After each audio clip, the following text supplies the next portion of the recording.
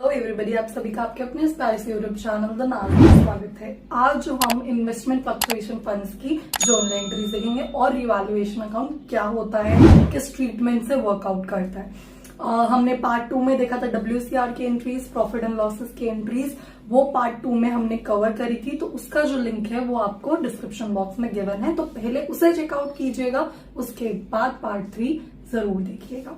So investment fluctuation fund को भी हम एक एग्जांपल से समझेंगे, जहां पे ए और बी इक्वल पार्टनर्स है। बोले तो 1:1 में अपने प्रॉफिट्स शेयर कर रहे हैं, बट उन्होंने अपनी रेशियो चेंज कर ली। हमें रेशियो चेंज से मतलब है क्या? नहीं मतलब है, तो इसको हम इग्नोर करेंगे और लेंगे किसको? इसे। ठीक है, तो सबसे पहले एसेट में हमें दिया हुआ है इन्वेस्टमेंट एट कॉस्ट, मतलब बुक वैल्यू इन्वेस्टमेंट, ये कोई भी इन्वेस्टमेंट हो सकती है, बिल्डिंग हो सकती है, कुछ भी, उसकी वैल्यू है 5 लाख एनी इन्वेस्टमेंट, और उस इन्वेस्टमेंट का जो रिजर्व है वो दिया गया है 50,000।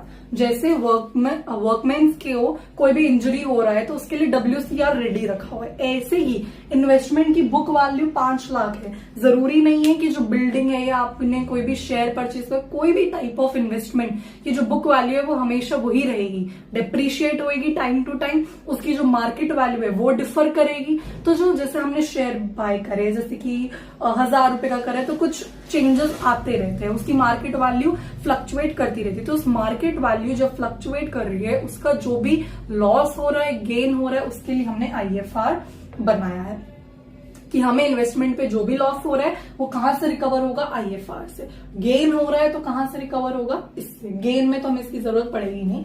तो सबसे पहला केस देख लेते हैं, जो मार्केट वैल्यू और बुक वैल्यू इक्वल है, कोई लॉस नहीं हुआ है, कोई गेन नहीं हुआ है। बुक वैल्यू 5 लाख थी, आज उसकी मार्केट की भी वैल्यू 5 लाख है, तो कोई गेन नहीं हुआ, ना ही कोई हमें लॉस हुआ।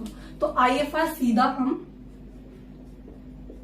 इन्वेस्टमेंट फ्लक्चुएशन रिजर्व या investment fluctuation fund account debit to जितने भी पार्टनर्स है, A's capital account to B's capital account. 50,000 का फंड है तो 25,000 इन दोनों को मिल जाएंगे। ठीक है, तो हमने क्या करा, कोई भी लॉस नहीं हुआ, कोई भी गेन नहीं हुआ, किसमें डिस्ट्रीब्यूट कर दिया? Partners. When market value fall less than book value, that is 4,80,000, market value गिरी है, कितने पर आ गई है मार्केट वैल्यू आपकी इन्वेस्टमेंट की? 4,80,000 पे। मतलब 5 लाख की कॉस्ट है और 4,80,000 पे आपकी जो इन्वेस्टमेंट है वो शो हो रही है, तो हमें कितने का नुकसान हुआ? 20,000 का। सबसे पहले हम IFR लेंगे, उसको फोड़ेंगे, कितने का है? 50,000 का है। ठीक है, फिर हम लेंगे टू इन्वेस्टमेंट,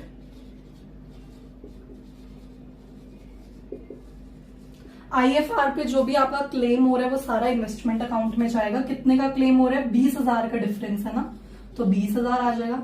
हमको लॉस हुआ 20,000 का, ठीक है, हमने वो लॉस भुगतान कर लिया उस लॉस का। बाकी के जितने भी पैसे बचे हैं वो किसके? अल्टीमेटली पार्टनर्स के, तो पार्टनर्स में डिस्ट्रीब्यूट हो जाएंगे।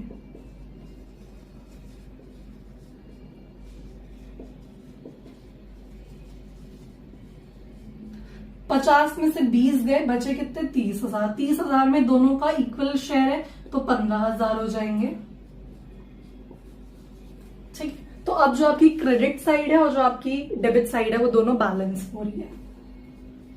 ये आपकी एंट्री पास होगी जब आपकी मार्केट वैल्यू लेस हो रही है, मतलब मार्केट वैल्यू गिर रही है then your book value, but आपके पास आपके फंड में इतने पैसे हैं कि जो भी उसका भुगतान है वो आप कर सको। फिर है third, market value falls more than book value. आपकी बुक वैल्यू है 5 लाख और जो मार्केट वैल्यू है वो आज कितनी है आपकी इन्वेस्टमेंट की? 4,20,000। मतलब आपका कितना लॉस हो रहा है? 80,000 का डिफरेंस, आपका 80,000 का लॉस हो रहा है। हमारे फंड में 50,000 है, बाकी के इसमें से 80 में से 50 तो हो गए, 50 तो हमारे फंड में ऑलरेडी है, बाकी के पैसे और कहां से लाएंगे? रीवैल्यूएशन अकाउंट से। तो सबसे पहले IFR अकाउंट डेबिट, कितने का है? 50,000 का। ठीक है, टू इन्वेस्टमेंट, कितने की इन्वेस्टमेंट हुई है, मतलब कितने का हमें लॉस हुआ है, पूरा हम लिखेंगे 80,000 का। बाकी के 30,000 कहां से लाएंगे? रीवैल्यूएशन अकाउंट से। तो वो रीवैल्यूएशन अकाउंट डेबिट हो जाएगा, क्योंकि रीवैल्यूएशन अकाउंट तुम्हारा नॉमिनल अकाउंट पे नॉमिनल वे से ट्रीट होता है। जितने भी एक्सपेंसेस है वो सारे डेबिट होते हैं, जितने भी गेन्स है वो सारे क्रेडिट होते हैं। तो ये पहली एंट्री हो गई। अब जब रीवैल्यूएशन अकाउंट में तुमने 30,000 भेजे हैं, बाकी का जो भी ये लॉस हुआ है कौन भुगतेंगे? Ultimately partners. तो रीवैल्यूएशन अकाउंट का जो भी लॉस है वो डिस्ट्रीब्यूट होगा पार्टनर्स में। A B to revaluation account 30,000, फिर इनको कितने का लॉस हुआ? दोनों को 15,000 का। ठीक है। फिर है fall in the value of investment is equal to IFR। IFR कितना है? 50,000 का। हमारा जो इन्वेस्टमेंट में फॉल हुआ है वो कितने का है? 50,000 का ही। मतलब हमारी जो मार्केट वैल्यू है वो कितने की आई होगी? 4,50,000 की। हमें कैसे पता चला? क्योंकि IFR में 50,000 ही है और वो बोल रहे IFR जितना ही वो गिरा है, तो मतलब 50,000 का हमें लॉस हुआ है। तो क्या करेंगे हम? सीधा IFR लेंगे, अकाउंट डेबिट तो होगा ही, और इन्वेस्टमेंट ही 50,000 का है, हमारे फंड में ही 50,000 था, 50,000 का ही लॉस हुआ है। तो किसी को कोई गेन नहीं हुआ है, किसी को कोई लॉस नहीं हुआ है। तो टू इन्वेस्टमेंट 50,000, डेबिट क्रेडिट दोनों बैलेंस। फिर है market value is more than book value. अच्छा, जरूरी नहीं है ना कि इन्वेस्टमेंट हर बार ही गिरेगी, मतलब उनकी जो मार्केट वैल्यू वो हमेशा गिरेगी, बढ़ भी सकती है। ऐसा ही इस केस में हुआ है। 5 लाख की इन्वेस्टमेंट थी, आज उसकी मार्केट वैल्यू कितनी है? 5,30,000। तो सबसे पहले तो IFR की यहाँ पे कोई जरूरत पड़ेगी नहीं, तो IFR को किस में डिस्ट्रीब्यूट करेंगे? पार्टनर्स में। तो सबसे पहले IFR को डिस्ट्रीब्यूट कर दो। कितने का है? 50,000 का। टू A टू B, इनको 25,000 मिल गया। हमें 30,000 का प्रॉफिट हुआ है, किसकी वजह से? इन्वेस्टमेंट की वजह से। और वो प्रॉफिट कहां जाएगा? रिवैल्यूएशन अकाउंट में। तो इन्वेस्टमेंट अकाउंट डेबिट हो जाएगा टू रिवैल्यूएशन अकाउंट। एक तरीके से हम गेन को ट्रांसफर कर रहे हैं और एक्चुअली गेन को ही ट्रांसफर कर रहे हैं। लास्ट, अब ये जो रिवैल्यूएशन अकाउंट का गेन है इसको भी डिस्ट्रीब्यूट करेंगे, किसमें? पार्टनर्स में। तो revaluation account debit to A to B, 30,000, 15,000 each. यहां पे इनको क्रेडिट हुआ है क्योंकि इनको गेन मिल रहा है, बट यहां पर इनको डेबिट किया है क्यों? क्योंकि इनको एक्सपेंस मिल रहा है। आई होप ये सारी एंट्रीज आपको क्लियर हुआ होगा। अब जो है हमारा रिवैल्यूएशन अकाउंट, रिवैल्यूएशन अकाउंट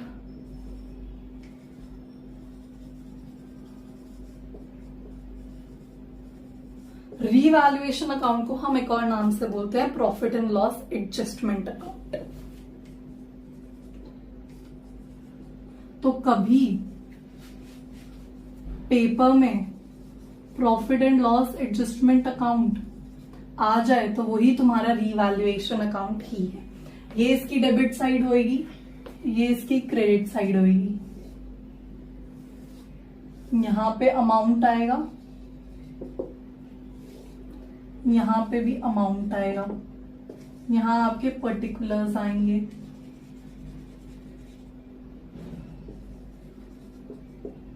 जैसे आप लेजर बनाते हो बस उससे थोड़ा सा डिफरेंट है। ठीक है। अब यहां पर क्या है? हमारे यहां पे सारी गेन्स आएंगे, सारे गेन्स आएंगे। यहां पे सारे एक्सपेंसेस और लॉसेस आएंगे, क्योंकि ये जो अकाउंट है ये किस उससे वर्क करता है? Nominal account. मतलब ये जो एक अकाउंट है ये नॉमिनल अकाउंट की तरह ट्रीट होता है। नॉमिनल अकाउंट क्या पढ़ा होगा 11th क्लास में? Debit all the expenses and credit all the gains. तो ये वाला है। अब आप लोग मुझे बताओ कि एसेट अगर बढ़ रहा है तो हमारे लिए क्या है? गेन है। तो यहाँ एसेट बढ़ रहा है तो वो क्रेडिट साइड पे आ जाएगा। एसेट घट रहा है हमारे लिए एक्सपेंस है, लॉस है, तो वो इस डेबिट साइड पे आ जाएगा। लाइबिलिटी बढ़ रही है हमारे सर पे और बोझ बढ़ रहा है तो वो डेबिट हो जाएगा। क्यों? क्योंकि यहाँ पे वो हमारे लिए लॉस है। लाइबिलिटी कम हो रही है, हमारे लिए गेन है, हमारे लिए प्रॉफिट है। कभी कभी क्या होता है कि आपको अनरिकॉर्डेड एसेट भी मिल जाता है। आप जब अपनी बैलेंस शीट देख रहे होते हो या आप अपने एसेट्स को देख रहे होते हो कि मेरे पास कितने एसेट्स है, कोई एक ऐसा एसेट भी मिल जाता है जो आपने रिकॉर्ड ना करा होगा, रिकॉर्ड नहीं करा होगा, तो वो भी क्या हो जाएगा, आपके लिए गेन होगा। तो वो अनरिकॉर्डेड एसेट आपके लिए गेन है, तो क्रेडिट साइड पे। अनरिकॉर्डेड लाइबिलिटी, अनरिकॉर्डेड लाइबिलिटी ऐसे ही कोई अनरिकॉर्डेड लाइबिलिटी मिल गई, कोई ऐसा क्रेडिटर आ गया कि भैया मेरे को मेरे पैसे दो, तो वो अनरिकॉर्डेड लाइबिलिटी आपके लिए एक्सपेंस है, इसलिए डेबिट साइड पे आ गई। तो आई होप आपको रिवैल्यूएशन अकाउंट कैसे वर्क करता है आपको समझ आया होगा। बहुत एफर्ट्स लगते हैं to make a video for you all, तो आप प्लीज लाइक कीजिएगा, कमेंट कीजिएगा, जितना शेयर कर सकते हैं कीजिएगा। Thank you.